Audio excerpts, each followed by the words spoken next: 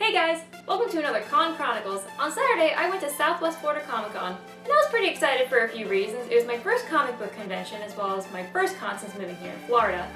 The convention scene down here is pretty small, but it was nice to see some new cons popping up right as I was moving here. Good timing! But this was a first-year convention, and there's already some controversy surrounding it based on how they were treating cosplayers, so it was already an interesting experience. But, good or bad, the hype just didn't hold up. I actually left after 10 minutes, but I'll tell you why in a second.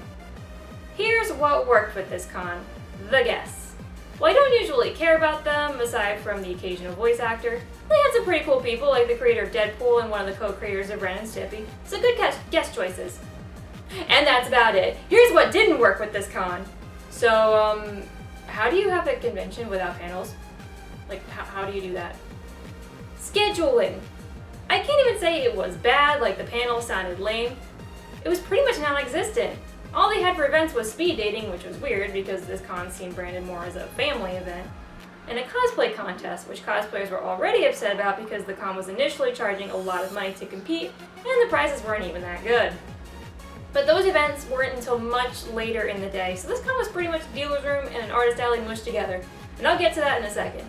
That's not a convention, that's an expo. And it was a very cramped expo.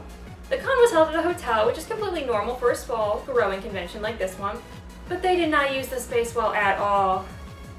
Some of the vendor and artist booths were placed in the hallway, so it was very narrow and almost impossible to move back and forth without being blocked off by other con-goers trying to get through.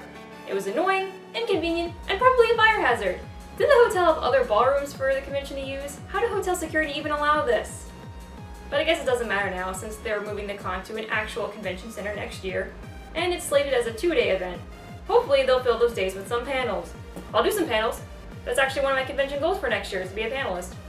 But yeah, this con was not worth the $20 admission. That tiny 4H-run convention back home in Bridgewater was a much bigger convention. That was like Otakon compared to this. Well, the convention seems like it'll already be bigger next year.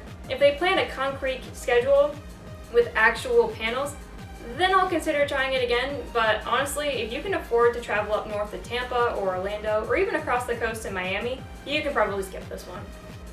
At least there's SpaceCon in June. That one looks pretty good, plus I missed all of the usual first-year problems that they might have had, so it'll already be better. Well, this has been Chloe with Con Chronicles. See you next time!